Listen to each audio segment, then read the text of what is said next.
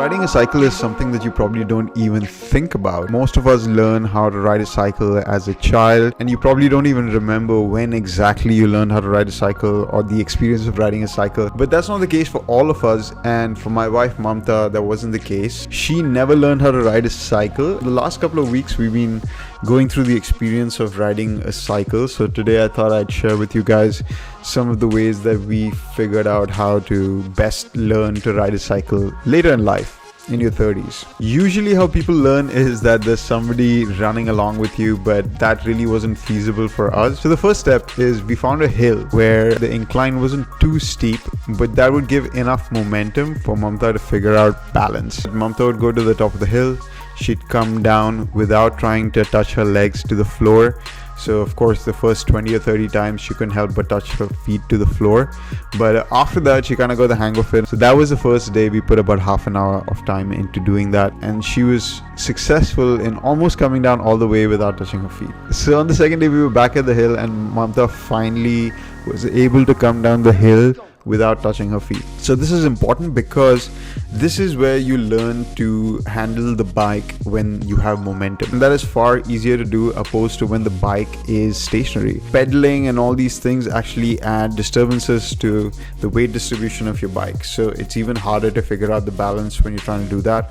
So just coming down a hill without putting your feet on the pedals and just trying to figure out how to balance the bike. A crucial aspect of how you balance the bike was her learning to control the steering or counter steering in order to correct the balance of the bike.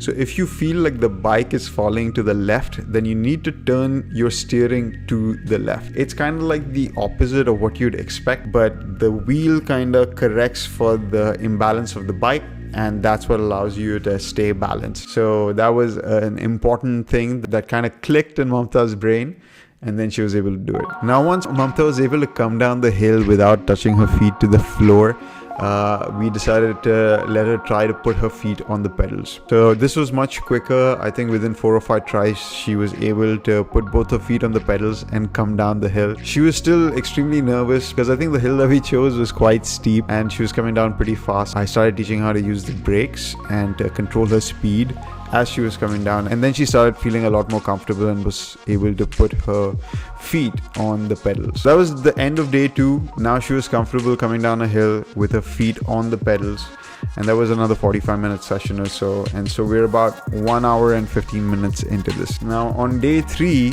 we decided to do this a couple of times again, come down the hill with the feet on the pedal, but then she would actually start pedaling once she came down the hill, so that she got used to the aspect of pedaling. Mama cycling!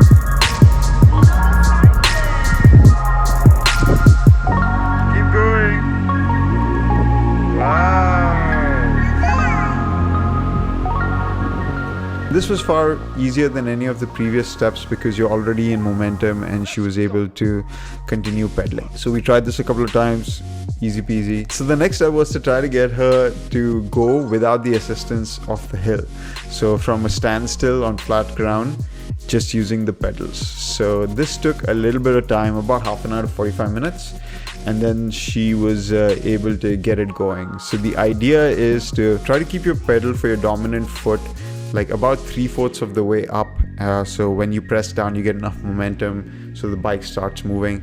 I mean, the whole idea is that the bike is not going to be balanced while it's not moving, so you need some speed in order to balance the bike. Yeah! So day 4, Mamta was pretty much cycling. She could get off from the start, and she was able to, go in a straight line and continue pedaling for a while, and she was super excited about it. So she still has to practice a lot more and figure out how to turn and stop properly and control her speed and all these kinds of things.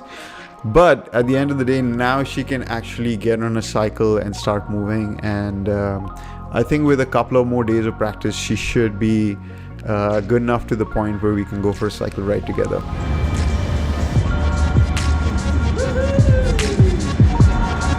Riding a bicycle! That's amazing!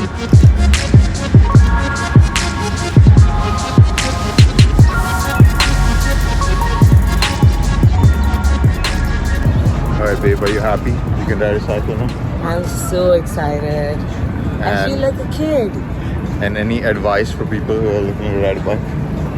Just stick with it, and unfortunately you're not as lucky as me to have Sid as a teacher. So that was kind of like the end of it. I wasn't really planning to make a video about it, but I thought I'd share this experience that we had together because maybe it might help some of you out who have never learned to cycle like Mamta had. But I thought I'd share this because, I thought it was an interesting exercise that we went through. And I think it's never too late to learn how to ride a cycle. It doesn't take that long. I'd say within 10 hours, you're going to figure out how to ride a cycle.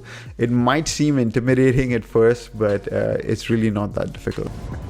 That is awesome. I'm so glad you learned to finally ride a bike, man. Anyway, that's it for this video, guys. If you liked it, hit that like button, leave me a comment, subscribe to watch more videos like this, and I'll see you guys in the next one. Bye.